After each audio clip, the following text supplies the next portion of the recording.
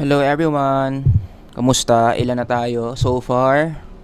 6 pa lang yung nanonood Pero pag tinuloy ko to, I'm sure magiging magiging 7.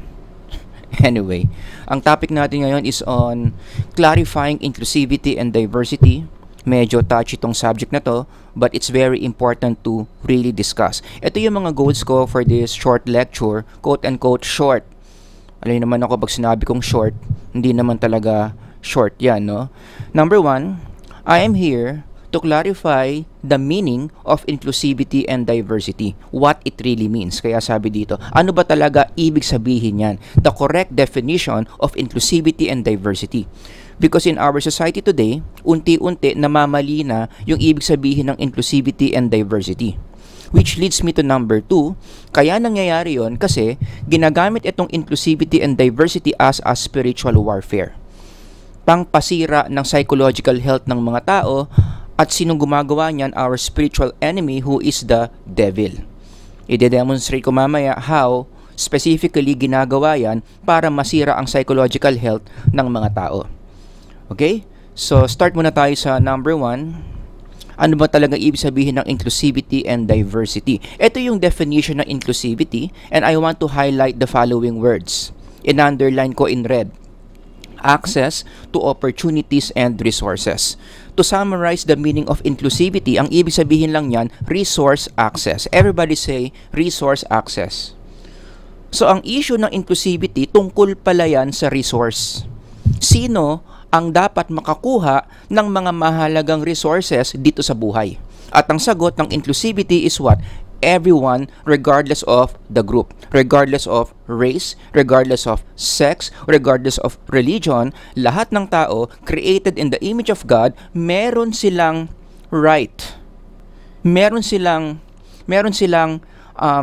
right na makuha yung mga magagandang resources here in this world. It is an issue of resource access, such as what? The following: food, trabaho, education, government benefit. Sino dapat ang makakakuha ng mga resources na yan according to inclusivity, given this big circle here na color green? Kita niyo yung color green dyan, no? Sa loob ng society na yan, may mga subgroups, maliliit na grupo ng mga tao, iba't ibang mga religion, different sexes, different schools, for example, lahat sila regardless of your groupings. Kahit ano pang eskwelahan mo, kahit ano pang kasarian mo, meron kang right to have access to these resources. Yan ang tunay na ibig sabihin ng inclusivity. It is an issue of resource access. Kaya i-highlight ko lang dito yung number 3, yung education. Ang APA, in their online dictionary, ganun din yung definition nila ng inclusion. The practice of teaching students with disabilities. So the word inclusion here is applied in the context of education. Sinasabi dito na ang isang estudyante, kahit meron siyang disability, meron pa rin siyang karapatan na makareceive ng education tulad ng mga estudyante na walang disability. Pareho lang dapat yung quality of education. Kung mataas ang quality of education ng mga estudyante na walang disability, ganun na ganun dapat din yung mga tao na merong disability. Kaya pag sinabi mong inclusive education, ang ibig sabihin niyan, yung mga estudyanteng may disability, sinasama sila sa curriculum ng mga estudyante na walang disability to ensure na pare-pareho ng quality of education ang natatanggap yung mga students. Am I making sense? Yun yung ibig sabihin ng inclusivity. It's all about who should have access to the resources that we need in this world. Kung isa-summarize ko yan, para marami na naman ako sinabi, no, para mas madaling intindihin, inclusivity, ang sinasabi lang dyan, let's give all people access to good things. Yun lang yun. Sa buhay, marami tayong good things, marami tayong necessary things na dapat meron tayo. Tubig, pagkain, education, lahat yan. Sino dapat ang nakakakuha niyan? All people who are created in the image of God. Kaya alam nyo, itong Bible, isa ito sa pinaka-inclusive na literature na alam ko. And I want to correct a misconception about the Bible. Because in our popular culture, dinidemonize yung Bible. They're saying na ang Bible hindi inclusive. Ang Bible daw judgmental. Ang Bible daw namimili. Hindi totoo yan. Ang number one book, number one literature na pinaka-inclusive, one of the most inclusive books, I would say, it's God's Word. Because God is a God of inclusivity. Yun lang, ang focus ng Bible kasi is spiritual resource, is spiritual needs such as God, salvation.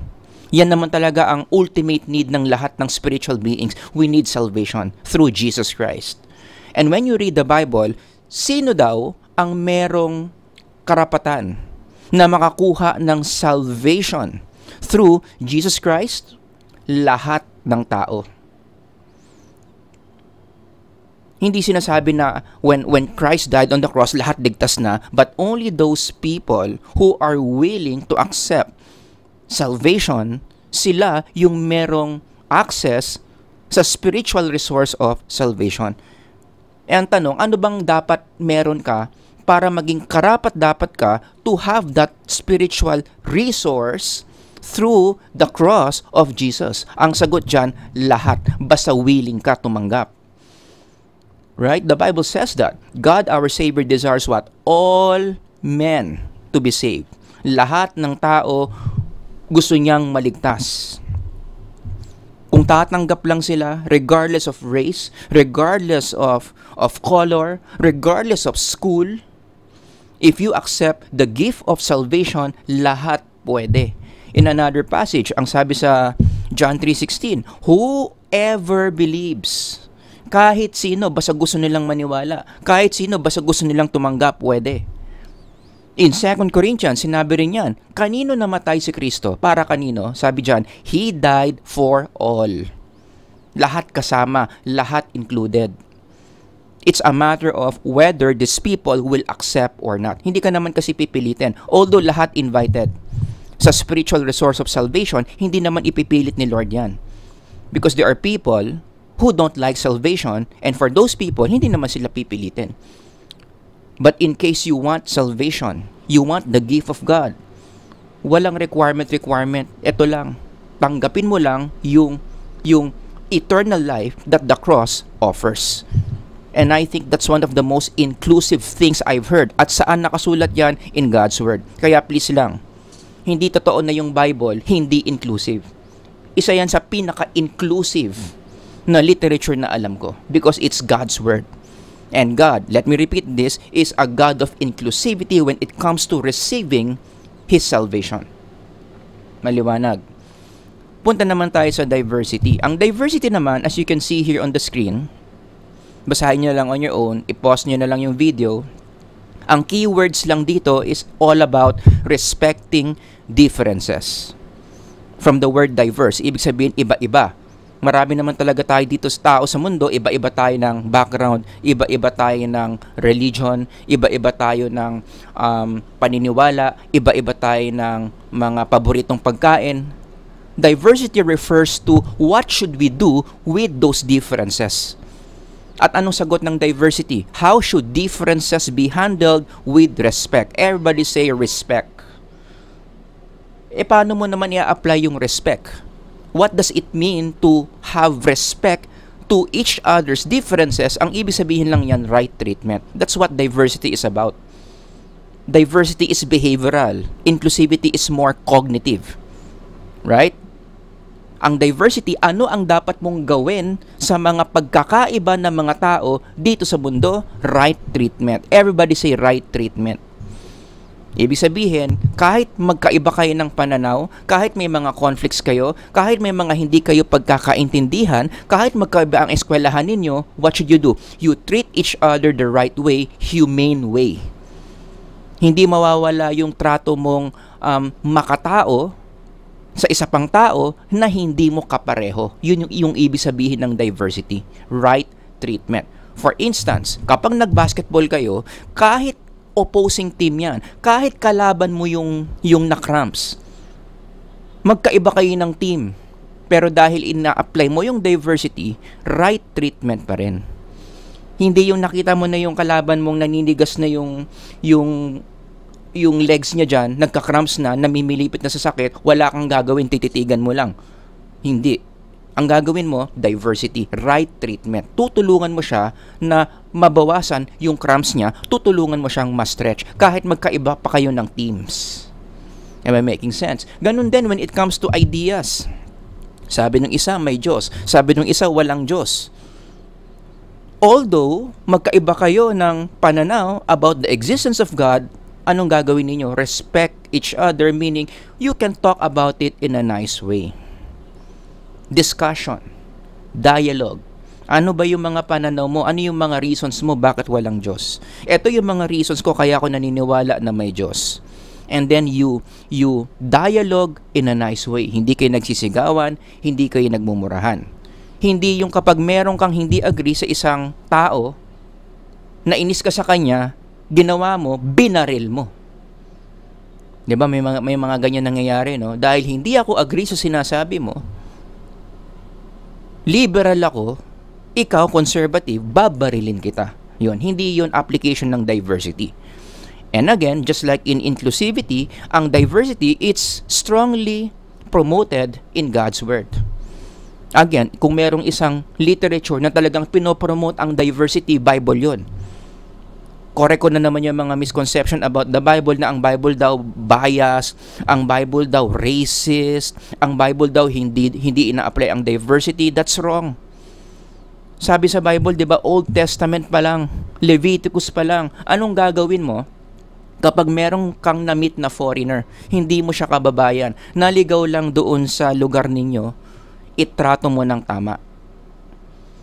The foreigner residing among you must be treated as your native born.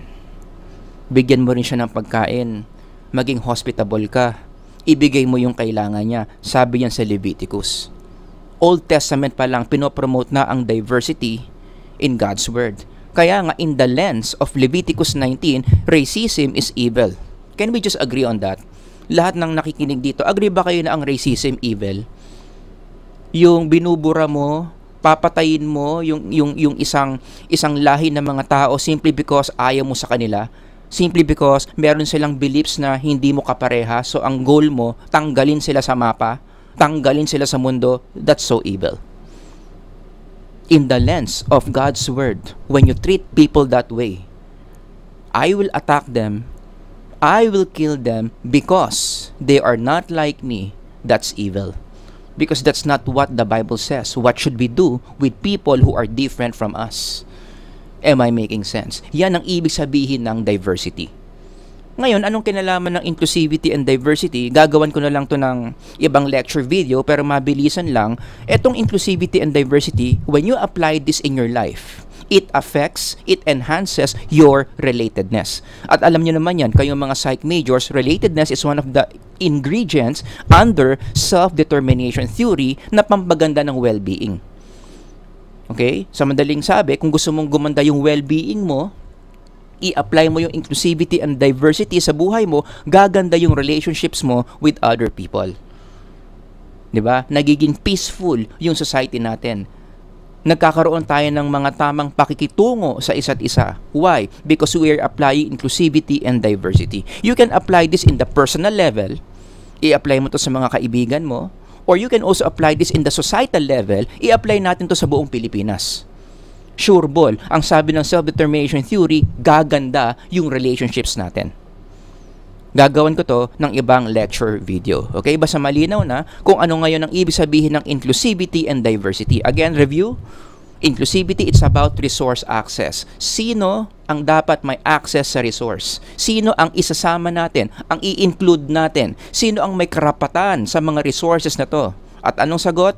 Lahat ng tao in the image of God should have access to these good things.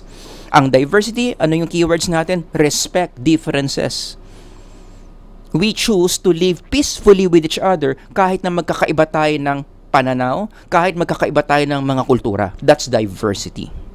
Does that make sense? Now, let's move on to number 2. Ito na. Paano ginagamit yung inclusivity and diversity as spiritual warfare? For those of you who are not familiar, ano bang ibig sabihin ng spiritual warfare? Merong war, merong nag-aaway. The forces of good and evil, that's God versus the devil, Satan. Si Satan, ang gusto niyang goal, ang goal niya is to get as many souls as possible, to destroy and kill as many psyche as possible. Bakit galit na galit si Satan sa mga psyche? Kasi yung psyche gawa ng Diyos na galit din siya.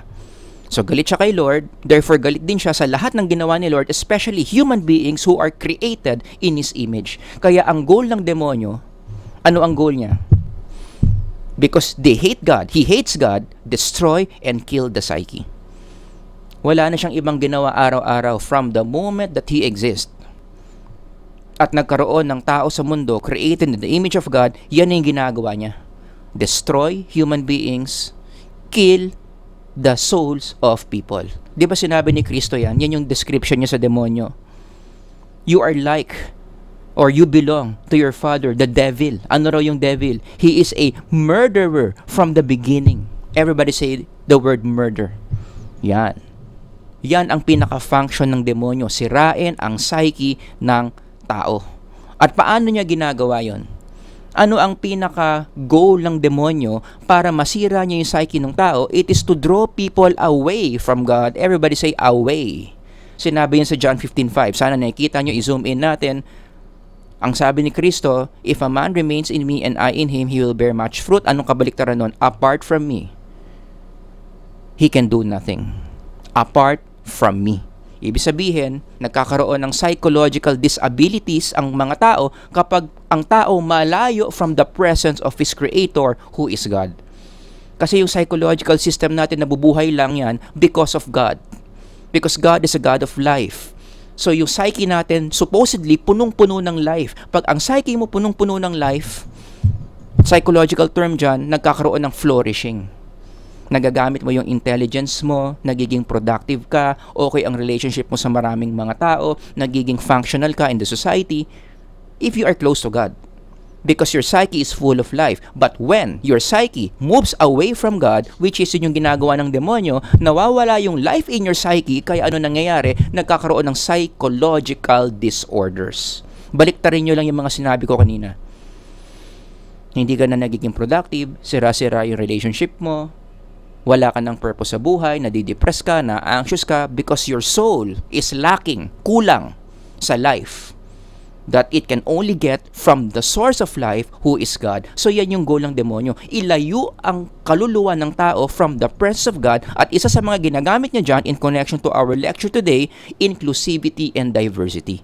Ang gagawin ng demonyo, ititwist niya yung meaning ng inclusivity and diversity in such a way na kapag pinaniwalaan ng tao yan at in-apply niya sa buhay niya yan, lalayo siya from the presence of God. Let me demonstrate kung paano ginagawa yan. Let's start with inclusivity. Remember, I mentioned a while ago na ang inclusivity, it's about resource access. It is an issue of resources. Sino ang dapat may access sa resources? Ang demonyo, ang gagawin niya, i-expand niya yung meaning ng inclusivity to this one. Sasabihin niya, lahat ng ideas or beliefs, tama. Include natin lahat ng ideas.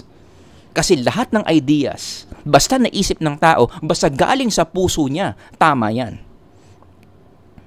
Notice the lie here. Nasaan yung kasinungalingan dito?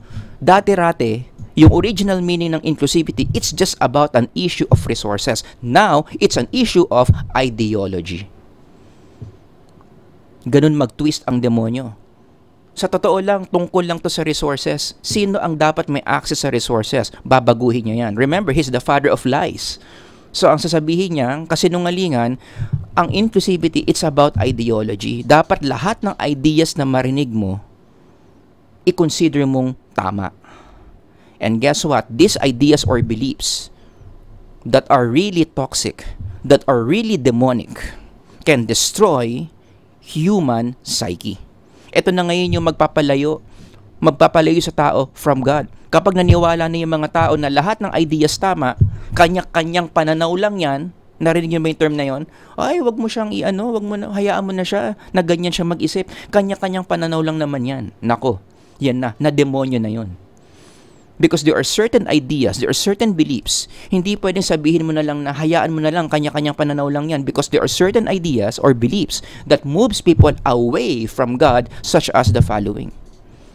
And in our society, usong-uso yan.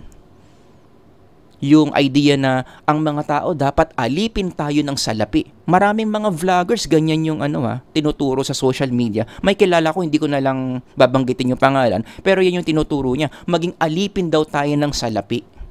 Tapos ginagawa niyang motivation yung ganong idea.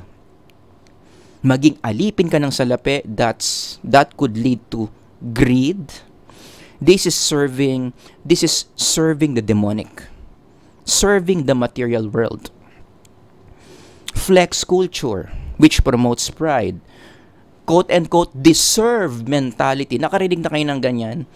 I deserve the best in life. O, diba? Halos lahat kayo, maniniwala kayong okay lang yun, no? Wala namang mali sa I deserve the best things in life. Pinaghirapan ko naman yun. But be careful.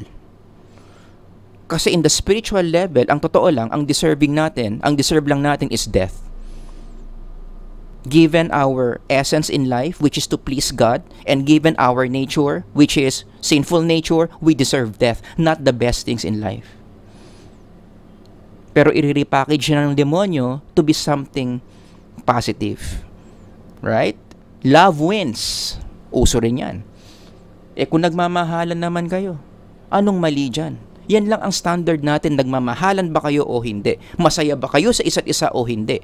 Kung ang sagot mo, yes, masaya naman kayo, nagmamahalan kayo, then, love overcomes all things. Yan ang panindigan nyo. Oh my goodness. That is so unbiblical, even demonic. Be happy. Uso rin yan.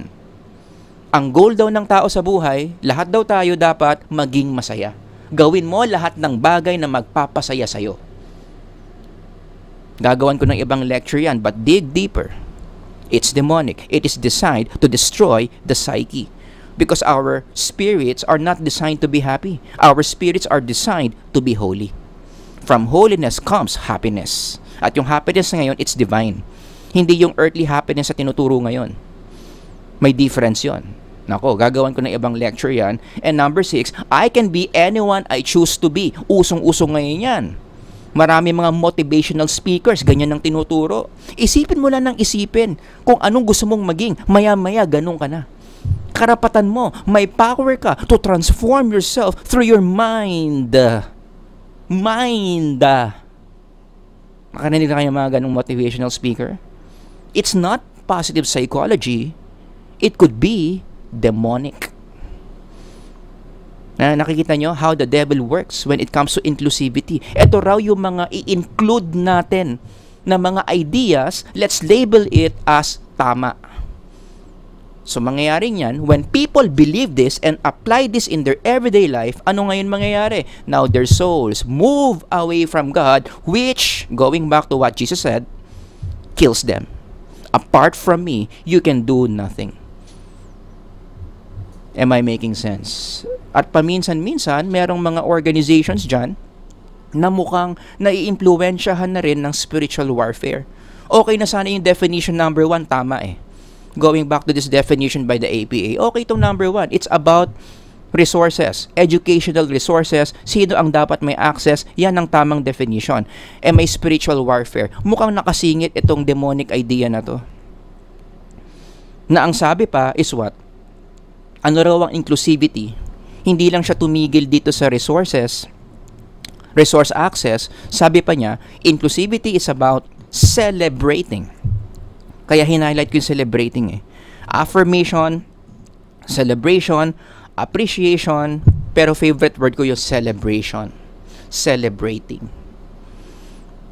Inclusivity means to celebrate all ideas, including this. Can you imagine? Ito yung mga ideas na klarong-klarong makakawasak sa psyche natin. You are required to celebrate this. Suportahan mo. Huwag mong barahin. Umattend ka sa mga gatherings na ganyan yung paniniwala. I-promote mo sa social media. Ilagay mo sa kotse mo. Doon sa mga bintana. Celebrate these things. Can you follow? Kaya, the more people apply this in their lives, the more they get destroyed. That's the spiritual warfare of inclusivity. Yung spiritual warfare naman ng diversity, going back to the definition, di ba, yan yung ibig sabihin ng diversity, respect differences. Supposedly, ganun lang. Respect differences. But again, the devil will twist this to mean, don't judge something as wrong. Medyo related din yan sa inclusivity Sa inclusivity, lahat ng ideas tama, therefore in diversity, anong gagawin? Bawal mag-judge. Dahil lahat yan tama, huwag mong sabihin na meron dyan mali. Itigil mo yung bibig mo kapag nakakita ka ng isang statement na sa tingin mo mali, huwag mo sabihing mali yan. Kasi nag-a-apply tayo ng diversity, i-respect natin yan, huwag mo siyang i-judge. Notice again the lie here, kasinungalingan. Diversity should be about treatment. Yan yung tamang definition. How should we treat differences? Dapat hanggang dun lang Pero ito twist ng demonyo yan, i-expand niya yan that this is an issue of morality. Ang sasabihin ng demon, lahat ng moral systems tama. Huwag mong i-judge as mali. Huwag kang mag-speak against any idea because we are applying diversity here. Kaya usong-uso yan society natin. Meron na ba kayo narinig na tao, ito yung sinabi sa inyo, who am I to judge? Have you met someone said that? Or baka ikaw mismo nasabi mo na yan before. Who am I to judge? Sino ba ako para husgahan sila? That idea could be demonic.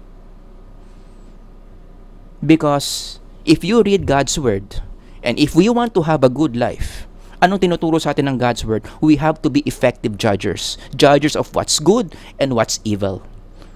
We accept the good, we reject the evil. And that involves judgment. So I hope you can see the connection here. Ang demonyo ayaw niyang i-judge mo yung good and evil para mabiktima ka ng mga evil. So anong gagawin niya? Palalabasin niya na valid yung diversity para hindi ka mag-judge. Para lalambot ka. Mawawala yung spiritual ability mo to differentiate good from evil.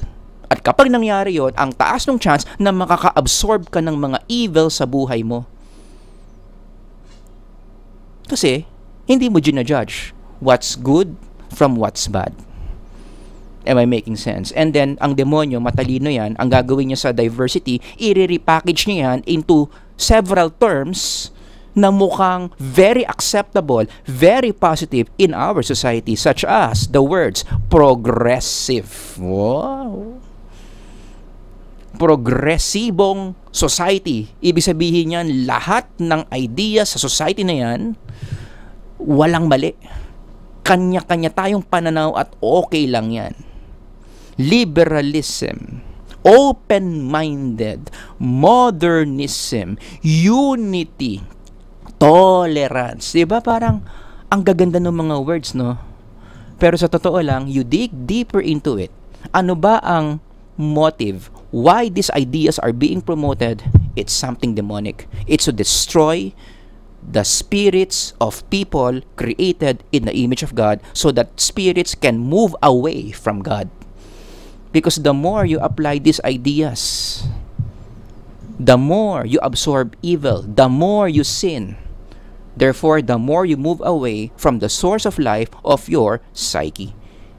Kaya nga yun yung nagiging epekto niyan kapag in-apply mo yung diversity sa buhay mo, the way the demon will define it, hindi maganda.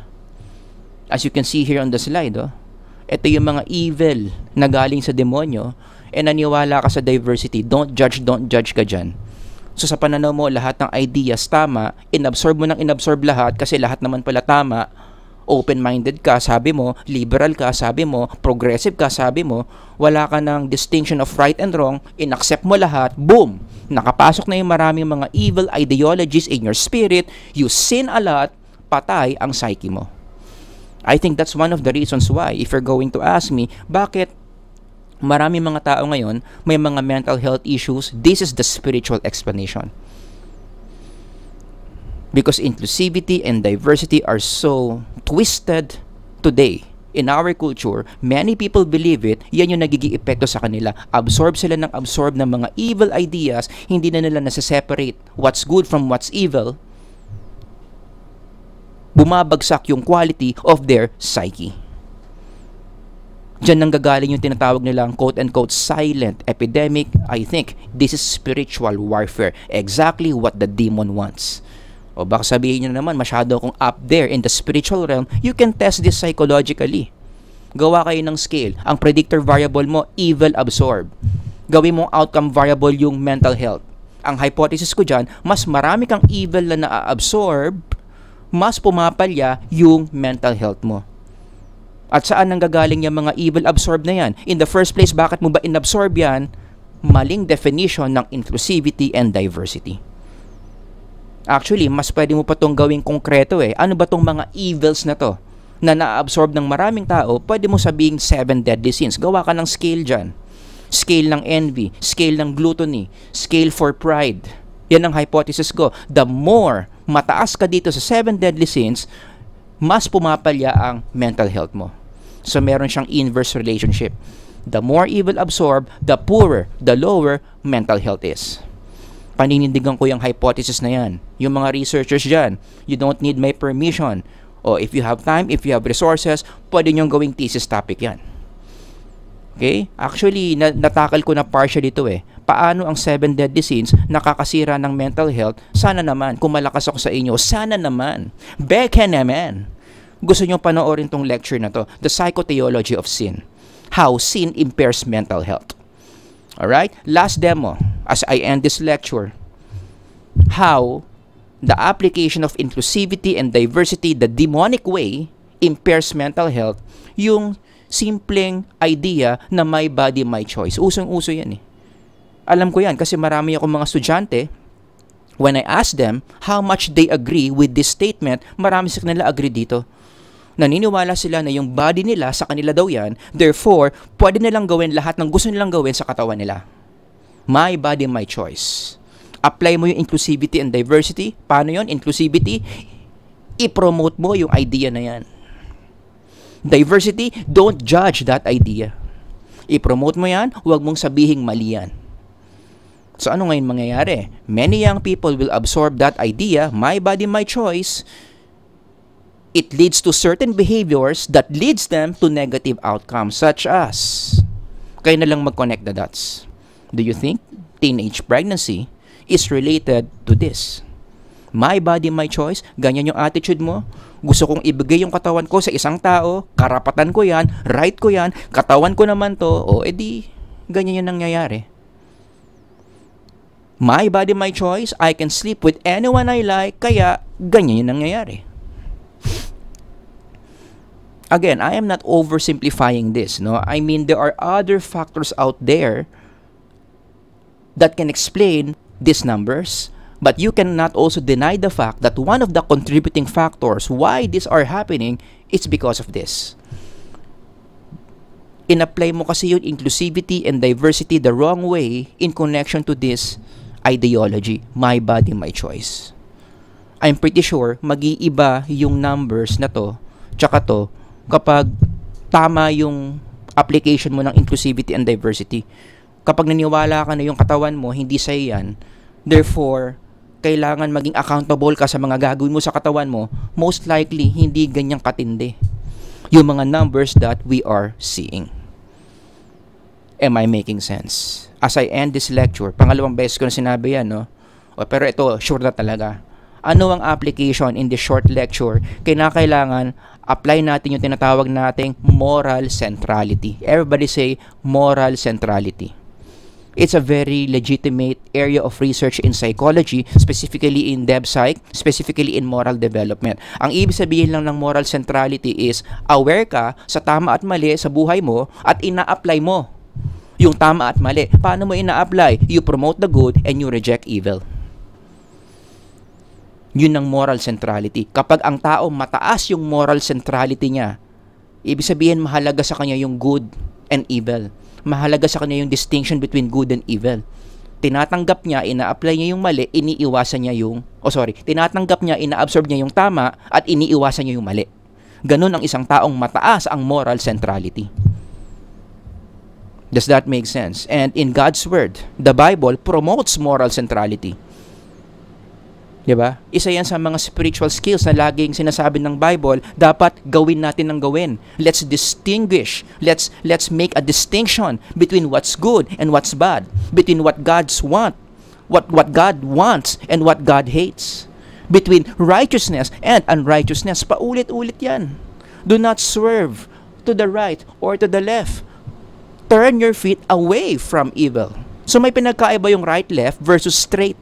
Doon ka lang sa straight. Iwasan mo yung right or left because that's evil, sabi ni Solomon. Anong sabi ni John? Do not believe every spirit. O diba? Maling-mali. Kontrang-kontra doon sa definition ng demonyo na lahat valid, lahat tama. Huwag mong itest yan. Respect na lang natin yung isa't isa. No. We should not believe every spirit. But what should we do? Test the spirits to see whether they are from God. So may dalawang categories. May ideas from God, may ideas not from God. And what should we do? Let's absorb the ideas from God and reject ideas not from God. Kaya nga rin may sinabi si John dito ng mga false prophets. Hindi ibig sabihin nun, hindi lahat ng prophets tama. May true prophets, may false prophets.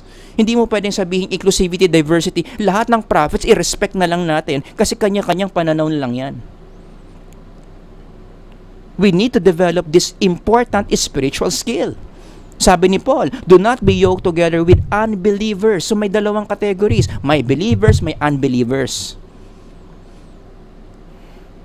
Yung mga tamang paniniwala, ina-apply ng mga believers. Yung mga maling paniniwala, ina-apply ng mga non-believers. There is a distinction between the two. Again, moral centrality is a very important spiritual skill.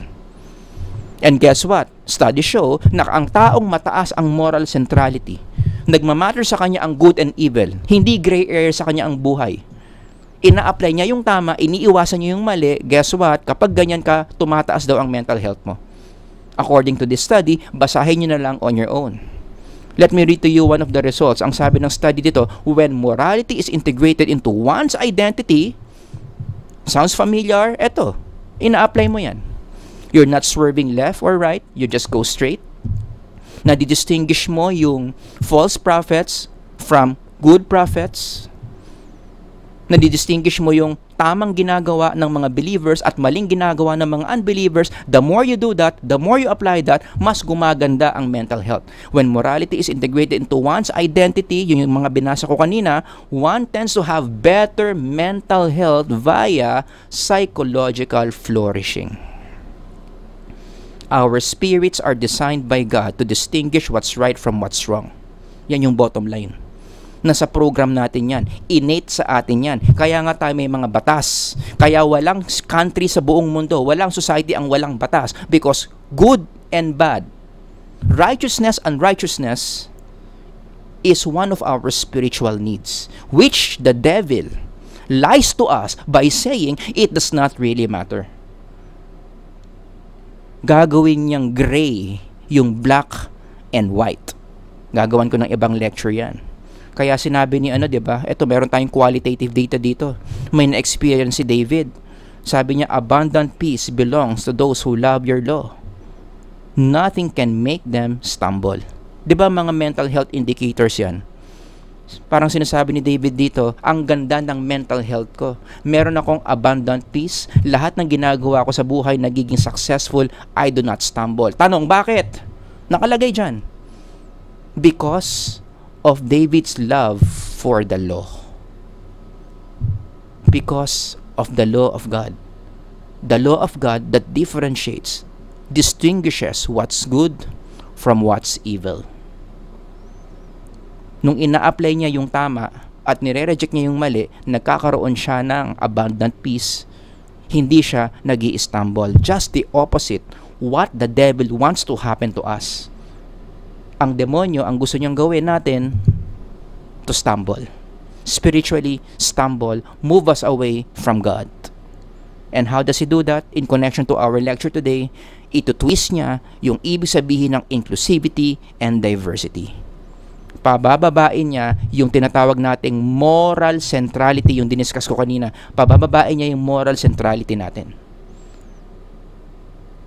Na naniniwala tayo na walang tama at mali, kanya-kanyang pananaw lang yan, inclusivity and diversity, that's the twisting done by the demonic. Unfortunately, many people fall into this.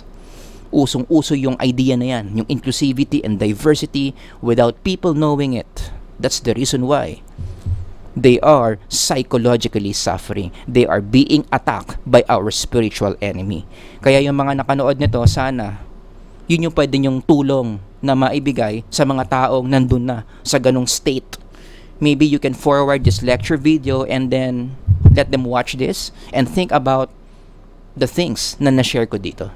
So if you know anyone na ganyan mag-isip, mali ang definition ng inclusivity and diversity, the definition ng demonyo yung ginagamit niya, nako, that person is in danger, please i-forward nyo tong lecture video na to, no? Alright? So yun lang, kung meron kayong mga questions or comments, I'm sure marami yan, marami na namang galit sa akin ngayon, pero okay lang, ganyan talaga, pag nag-i-spread ng truth, marami magagalit sa'yo. Sir Howard here, God bless everyone, until the next lecture.